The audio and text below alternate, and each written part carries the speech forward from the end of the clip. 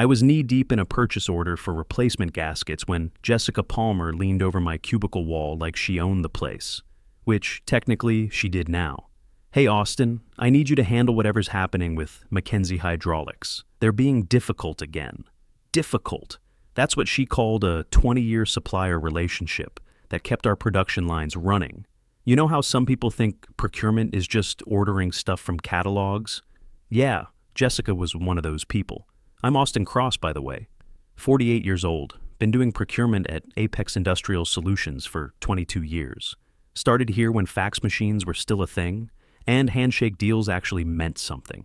Maybe you've worked with guys like me, the ones who know every supplier's phone number by heart and can get emergency parts delivered on Christmas morning if you really need them. I nodded, scribbled Jessica's request down, and quietly called George Mackenzie up in Toronto. Took me 15 minutes to sort out what her difficulty really was. A delayed shipment because their main transport truck had broken down on Highway 401. One phone call to a backup carrier I knew from my oil field days in Midland, and the hydraulics were back on schedule. Problem solved. Jessica would later tell the board it was her aggressive vendor management strategy that got things moving. That was my life. The guy who actually fixed things while someone else took credit. I'd been doing this dance so long I could waltz in my sleep. See, here's the thing about industrial procurement, and maybe you know this if you've worked in manufacturing. It's not sexy. Nobody makes motivational posters about gasket specifications or hydraulic pressure ratings. But when that equipment breaks down at 2 a.m. on a Sunday, your entire operation stops. Your production manager starts sweating. Your customers start calling, and that's when they remember guys like me exist. Our main product line depended on a specific hydraulic system that only Mackenzie Industries manufactured, not because they had a monopoly, but because they'd perfected the design over 30 years. George Mackenzie Sr. had built his reputation on one simple principle: make it right the first time, and it'll run for 20 years with minimal maintenance. Their systems lasted twice as long as competitors and cost half as much to maintain. You've probably seen companies try to save money on equipment, only to spend twice as much on repairs. George understood that reliability was worth more than saving a few bucks on the front end. I'd learned that lesson the hard way back in my oil field days. Cheap equipment breaks when you need it most, usually in the middle of nowhere, at the worst possible time. That's why when I moved into industrial procurement, I focused on relationships with suppliers who understood what mission critical actually meant. Then came the email that changed everything. George was getting ready to retire. His son, Danny, was taking over operations, and they were consolidating their distributor network. If we wanted to stay on their preferred vendor list, we needed a representative at their annual supplier summit in Toronto. In person, no exceptions. The email was polite but clear. Show up or get cut. You know how it is with long-term suppliers. They don't ask for much, but when they do ask, it's usually important. George had never required face-to-face meetings before. The fact that he was insisting on it now meant something significant was changing. I forwarded the message to Jessica with a simple request: approval for $2,000 travel expenses. The math was straightforward. Flight to Toronto, 2 nights at a decent hotel, rental car, meals. Basic business travel for a meeting that secured 40% of our annual revenue stream. Any reasonable manager would approve it without question. Jessica called me into her office that afternoon. She was sitting behind a desk that looked like it came from a furniture showroom, all glass and chrome edges. Everything about her screamed MBA program. The way she held her pen like a weapon, the way she stared at her laptop while talking to people, the way she said, "circle back" instead of "talk later." Maybe you've dealt with managers like this, the type who think business is all about spreadsheets and buzzwords. "Austin, what's this about a $2,000 vacation to Canada?" Vacation. That word hit me like a slap. I'd been to Toronto for business maybe 15 times over the years, seen the inside of airport hotels, conference rooms, and factory floors. If that was someone's idea of a vacation, they needed better travel agents. "It's the Mackenzie Supplier Summit," I said, keeping my voice level. "Annual meeting. George specifically requested we send someone senior." She waved her hand like she was shooing away a fly. "We're not paying for sightseeing trips. Besides, everything's digital now.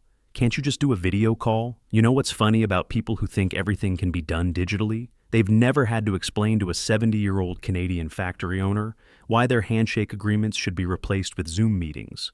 George Mackenzie was old school. He did business face to face. His handshake was worth more than most contracts I'd seen. This wasn't about PowerPoint presentations. It was about maintaining relationships that had taken decades to build. I tried explaining this to Jessica, the importance of personal relationships, the value of showing respect to long-term partners, the difference between ordering office supplies and managing critical equipment suppliers. She wasn't listening. She was already typing something on her laptop, probably an email about optimizing travel expenditures or leveraging technology solutions. The same buzzwords that looked good in quarterly reports but meant nothing when your production line shut down because you couldn't get replacement parts. Sorry, Austin, budget's tight. Find another way to handle it. I walked out of her office feeling like I'd just watched someone throw away 20 years of work, but something else was brewing underneath the disappointment. Call it stubbornness, call it pride, call it whatever you want. You know that feeling when someone dismisses something you know is important? When they make you feel like you're overreacting, even though your gut tells you they're dead wrong? That's where I was sitting. I wasn't going to let a relationship that predated Jessica's college graduation die because she couldn't see past a spreadsheet. That night, I sat at my kitchen table with a calculator and my credit card statements. My wife was watching some cooking show in the living room, and I could hear the TV chef explaining why good ingredients cost more but deliver better results. Seemed appropriate. Flight to Toronto, 300 $. Hotel for 2 nights, 280. Rental car and gas, maybe $200. Food and incidentals, another 150s. Total damage, about 970. Less than half what I'd asked the company to cover, but I could swing it without touching our emergency fund. You know how sometimes you make a decision that feels both terrifying and inevitable at the same time? This was one of those moments. I'd spent 22 years being the company man, following procedures, asking permission. But George Mackenzie wasn't asking for permission. He was giving me an opportunity. The question was whether I had the guts to take it. I booked the trip on my personal card, took 2 days of vacation time I'd been saving for a fishing trip to Galveston, told my wife I was attending a conference that might lead to some consulting opportunities down the road, which wasn't exactly a lie. I just wasn't sure what those opportunities would look like yet. Before I left, I did something I hadn't done in years. I pulled out my old business card holder and counted what was left. Maybe 20 cards with my Apex title on them, looking tired and outdated. Then I went online to one of those quick print services and ordered a fresh batch. Same name, same phone number, but now the title read Independent Procurement Consultant and the company line was blank. Sometimes you have to dress for the job you want, right? The flight to Toronto was one of those regional jets where tall guys like me spend 2 hours with their knees jammed against the seat in front, surrounded by business travelers who looked as thrilled as I felt about Monday morning flights. But once I checked into the hotel and saw the familiar Toronto skyline, something shifted. This wasn't Apex's trip anymore. This was mine. Maybe you've had that moment when you realize you're not just representing your company, you're representing yourself. It's liberating and terrifying at the same time. The Supplier Summit was held in a conference center that looked like every other conference center: beige walls, harsh fluorescent lighting, and coffee that could strip paint off a pickup truck. But George Mackenzie was there, and that's what mattered. You could spot him from across the room. Still had that bearing that came from 40 years of building something from nothing. I hadn't seen him in person for maybe 3 years. He looked older, grayer around the edges, but his grip was still firm when we shook hands. You know how some handshakes tell you everything you need to know about a person? George's still said solid, reliable, trustworthy. Austin, didn't expect to see you here. Thought Apex might skip this year like they did last year's quality review meeting. That stung. I hadn't known they'd skip meetings. Jessica had never mentioned it, probably didn't even know it happened. How do you manage vendor relationships when you don't even know what meetings you're missing? Wouldn't miss it, I said. Some relationships are worth the investment. George smiled at that, the kind of smile that said he understood exactly what I meant. We spent the morning session catching up, talking shop, reminiscing about that time in 2015 when Hurricane Harvey knocked out power to his plant, and I helped coordinate emergency generators from 3 different states to keep his production running. Took 48 hours of phone calls and calling in favors. But we kept his lines operational while half of Texas was underwater. George never forgot favors like that. That's the thing about old-school businessmen. They remember who showed up when times got tough. During lunch, he introduced me to his son, Danny. Kid was sharp, engineering degree from University of Toronto, 5 years learning the business from the ground up. But what impressed me was how he listened when George talked about the old days. Too many young executives think experience is just old guys telling war stories. Danny understood it was education. Dad's told me about the hurricane thing, Danny said. How you got those generators shipped overnight on a weekend when everyone else said it was impossible. Said it saved us about $200,000 in downtime costs. I shrugged. Just knew who to call. When you've been around long enough, you build a network of people who can make things happen. That's exactly what we need more of, George jumped in. People who know who to call. These days, everyone wants to do everything through procurement portals and automated systems. Fill out forms, submit requests, wait for approvals. But when things go wrong, you need relationships. You need people who answer their phones at midnight because they know you wouldn't call unless it was important. You've probably seen this shift if you've been in business long enough. Everything's becoming automated, digitized, optimized. But you can't automate trust. You can't digitize 20 years of proving you're reliable. And you sure as hell can't optimize your way out of an emergency when the regular supply chain breaks down. After lunch, George pulled me aside. We walked out to the hotel's courtyard, where the Toronto skyline stretched out beyond a small garden area. The air smelled like traffic and possibility, if possibility has a smell. Austin, I'm going to be straight with you. We're changing how we do business in the States. My stomach dropped. Here it was, the conversation I'd been dreading. You know that moment when you think you're going to a friendly meeting and it turns into a pink slip conversation? That's what this felt like. Danny's convinced me we need fewer distributors, not more. Instead of selling through 12 different companies, we want to work with maybe 3 or 4 exclusive partners.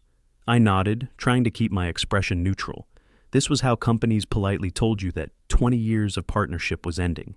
I'd seen it happen to other suppliers, the gradual consolidation, the efficiency improvements, the regretful phone calls explaining why your services were no longer needed.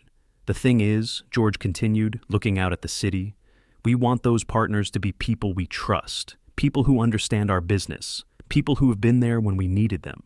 He paused and I could hear traffic humming in the distance, construction workers shouting instructions somewhere nearby, normal sounds of a normal day. While my career was possibly about to take a hard right turn, how would you feel about representing us directly? Not Apex, you personally.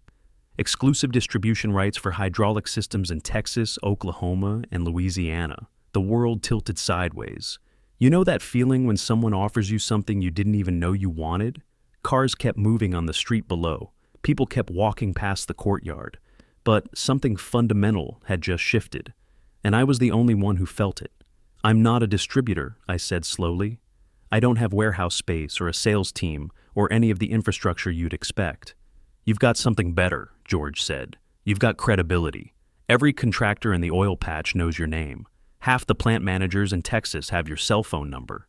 You think they care about fancy offices and corporate headquarters when their equipment breaks down? He pulled out a manila folder and handed it to me. Inside was a draft agreement. Nothing binding, just a framework. But the numbers were real. Exclusive distribution rights, 25% markup on wholesale prices, estimated annual revenue based on historical sales data in my territory. I stared at figures that represented more money than I'd made in salary over the past 3 years combined. Maybe you've had someone offer to bet on you when you weren't even sure you wanted to bet on yourself. It's overwhelming and exciting and terrifying all at once. I need to think about it, I said, which was the understatement of the decade. This wasn't just about leaving Apex. This was about risking everything on relationships I'd spent 2 decades building. What if I was wrong? What if customers wouldn't work with me directly? What if I couldn't handle the business side of things? George nodded like he expected that. Response: take your time. But Danny and I are flying to Houston next month to visit some potential partners. If you're interested, we'd like you to set up those meetings. As our representative, not Apex's.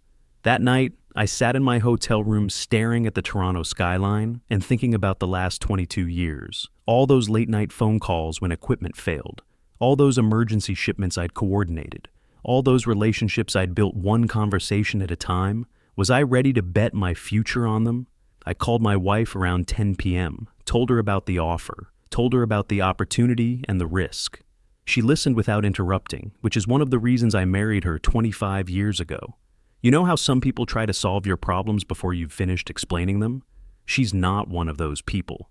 Sounds like George is offering you a chance to bet on yourself, she said finally.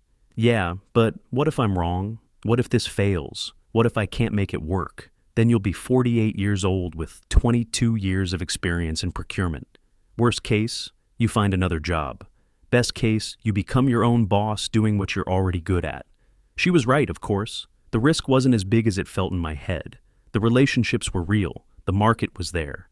And honestly, working for Jessica was slowly killing whatever passion I had left for the business. Maybe it was time to find out what I could accomplish when I wasn't spending half my energy navigating corporate politics. I called George the next morning and told him yes. The flight home felt different. Same cramped seat. Same overpriced airport coffee. But I wasn't the same person who'd flown up 2 days earlier. That guy was Apex's senior procurement specialist. This guy was about to become something else entirely. I didn't go straight to the office when I landed. Instead, I drove home and spent an hour on the Secretary of State's website filing paperwork for Crosspoint Procurement LLC. Took maybe 45 minutes and cost less than $200. By dinner time, I was officially a business owner.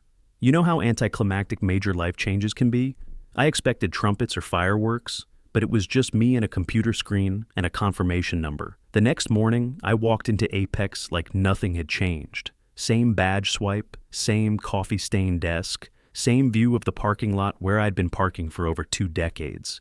But everything felt temporary now, like I was watching someone else's life through a window. Jessica was already ramping up for the quarterly board meeting. She'd commissioned a new presentation about strategic vendor optimization that included charts showing cost savings from streamlined supplier relationships. One of the slides specifically mentioned the money saved by eliminating unnecessary travel expenses. I almost laughed when I saw that slide. She was taking credit for saving $2,000 while having no idea she'd just lost exclusive access to suppliers worth millions in annual revenue. Sometimes ignorance really is bliss, at least for a little while. The board meeting was scheduled for the following Tuesday.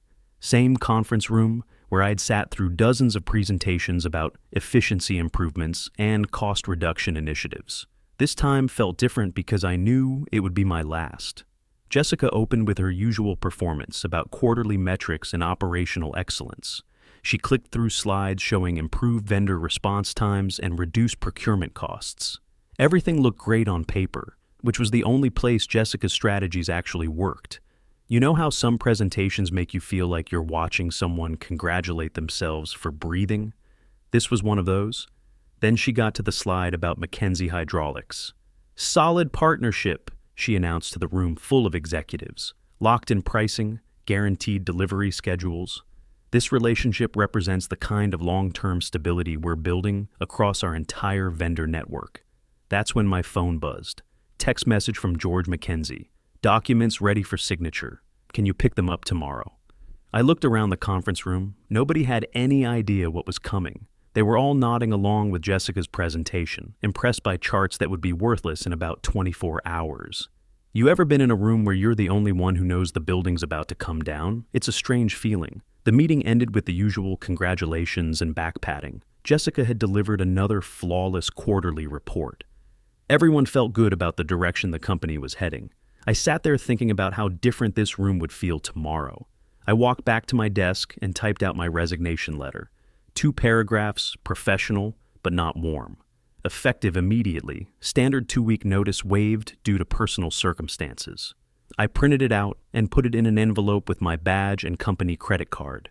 22 years reduced to a manila envelope and a box of personal items.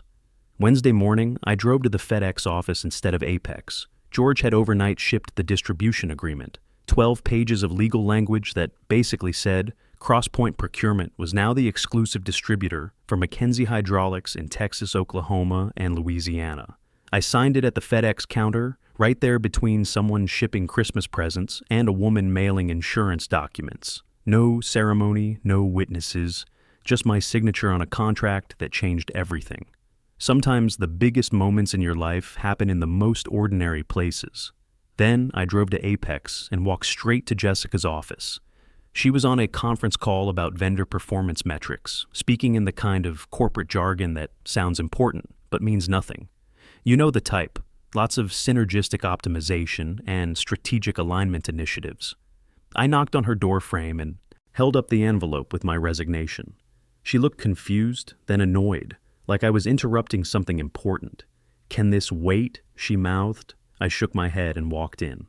Set the envelope on her desk, right next to her laptop, where she couldn't ignore it. "I'm resigning," I said quietly, effective immediately. Jessica put her call on mute. "What? Why? Is this about the travel thing? Because we can revisit that budget if you've got a solid business case." "Too late for that," I said. Mackenzie Hydraulics just signed an exclusive distribution agreement with my new company. All future orders go through CrossPoint Procurement. The color drained from her face like someone had pulled a plug. "That's not possible. We have a contract with them." "Had," I corrected. "Past tense. Check your email in about an hour. George is sending formal notification of contract termination." Jessica stood up so fast her chair rolled backward into the wall. "You can't do this. This is sabotage. It's unethical." "It's business," I said. "Same business you didn't think was worth $2,000 in travel expenses." I pulled out a folder and placed it next to my resignation letter. Inside was a price list for Mackenzie Hydraulic Systems, effective immediately. Same products they'd been buying for years, but now the prices were different. $8,400 per unit instead of $2,800. Payment terms changed from net 30 to cash on delivery. No volume discounts, no grandfather clauses.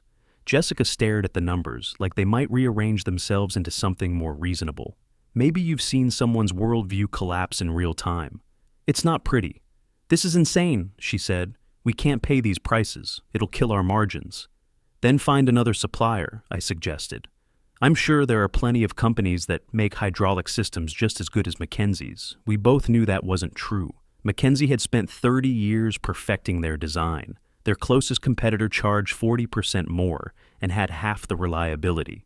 Jessica could shop around all she wanted, but she'd end up paying my prices or dealing with equipment failures that would cost even more. "How long?" she asked finally, her voice barely above a whisper.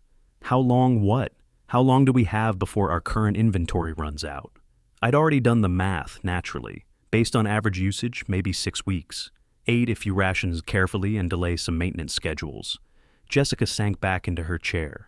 6 weeks to find alternative suppliers, negotiate new contracts, and retool their entire production schedule around different equipment specifications. Or 6 weeks to swallow her pride and place orders through CrossPoint Procurement. "You planned this," she said, accusation heavy in her voice. "I reacted to it," I corrected. "You made the decision when you called a 20-year supplier relationship unnecessary travel expenses." I turned to leave, then stopped at the door.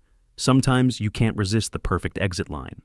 "Oh, and Jessica, when you place your first order with CrossPoint, there's a $500 processing fee for new accounts, industry standard for smaller clients."